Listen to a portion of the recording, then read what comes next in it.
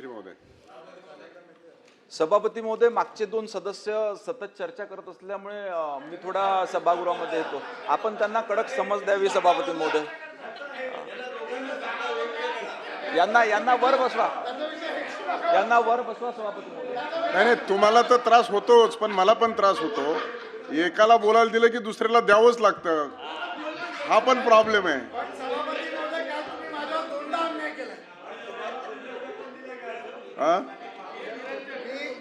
सभापती महोदय, मी आता अनिल परबची मदत घेणार आहे. तुम्ही माझ्यावर अन्याय करताय. बसा मंत्री महोदय.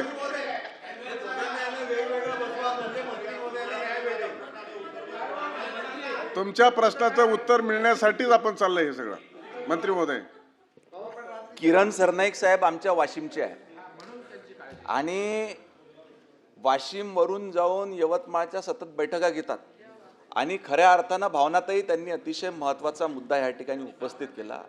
कर्मचाऱ्यांकरता जीपीएफ हा अतिशय महत्त्वाचा विषय असतो. आज मला जेव्हा ह्या प्रश्नाच्या उत्तराकरता ब्रीफिंग घेतलं तेव्हा ह्या प्रश्नाची गंभीरता लक्षात आली सरनाईक साहेब. एक तर आपण सांगितलं की 3000 पैकी जवळजवळ काय 1200-1500 कर्मचाऱ्यांनी मिळाल्या, बाकीच्या कर्मचाऱ्यांना पावती कधी मिळणार हे आपण सांगितलं. तर आपण लवकरात लवकर कॅम्प लावून 3 महिन्याच्या आतमध्ये सर्वांना पावती देण्याची व्यवस्था करू. पूर्ण पोर्टलवर देखील त्याची माहिती टाकता येते का तो प्रयत्न करू. तिसरा विषय, ह्या पावत्या देण्यामध्ये ज्यांनी कोणी दिरंगाई केली असेल ह्या प्रकरणाची आपण त्या ठिकाणी त्या भागातले उपसंचालक, अमरावती शिक्षण विभागाच्या उपसंचालक यांच्या मार्फत चौकशी करून 15 दिवसाच्या आतमध्ये तसा अहवालाच्या अनुषंगाने त्याच्यावर तात्काळ कारवाई करण्यात येईल.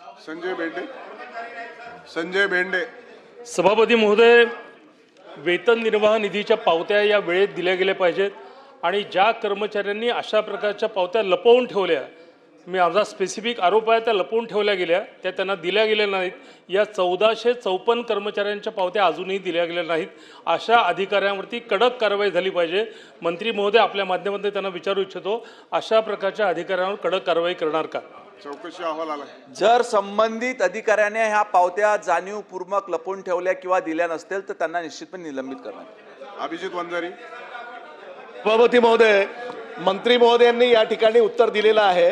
हा प्रश्नाची व्याप्ती केवळ यवतमाळ जिल्ह्यापुरती किंवा अमरावती डिव्हिजनपुरती मर्यादित न ठेवता संपूर्ण महाराष्ट्रामध्ये अशा पद्धतीचा ज्या ट्रान्झिट पिरियड जे होते, 1 नोव्हेंबर 2005 पासून आपल्या राज्यामध्ये जुनी पेन्शन बंद होऊन TCPS ची योजना आली, नंतर NPS आली.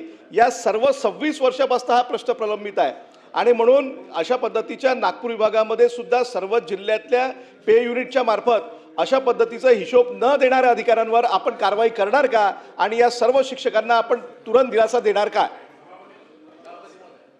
पे युनिटच्या माध्यमातून ज्या ज्या ठिकाणी अशा जीपीएफच्या पावत्या देण्याकरिता दिरंगाई झाली असेल तर तातडीनं आपल्या सरनाईक साहेबांनी विचारल्याप्रमाणे, सूचित केल्याप्रमाणे कॅम्प लावून ह्या तातडीनं पावत्या त्या ठिकाणी देण्यात येतील.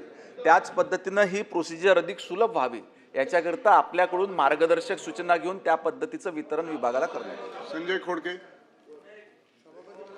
मंत्री महोदयांनी आता जो प्रश्न उत्तर दिलं, वंजारी साहेबांना जो विचारला, हा असा प्रश्न सुटणार नाही आहे. महाराष्ट्रात माध्यमिक शिक्षक किंवा ज्युनियर कॉलेजला सर्वात मोठा भ्रष्टाचार जो आहे तो या वेतन पत्रक आणि या युनिटमध्येच आहे. तुम्हाला खऱ्या अर्थानं जर याच्या पूर्ण मूळ काढायचं असेल तर याला एखादा अधिकारी नेमून तुम्हाला पूर्ण राज्याचं कुठं कुठं पेंडिंग आहे याची चौकशी करणं गरजेचं आहे. कारण की सर्वात जास्त जर पिसला जात असेल तर शिक्षक या वेतन पत्रकमध्येच पिसला जाते. तुम्हाला एक समिती नेमून या प्रत्येक जिल्ह्यात किती दिवसापासून काय काय पेंडिंग आहे हे जर केलं तर तुम्हाला याचं भयावह चित्र समोर येणार. म्हणून आपण एक समिती नेमून प्रत्येक जिल्ह्याचा आढावा घेणार का? मंत्री महोदय. मान्य सदस्य संजय खोडके साहेबांनी केलेल्या सूचनाची नोंद घेण्यात आली आणि याच्यावर सकारात्मक कारवाई करण्यात आली. भावना तेगवळी.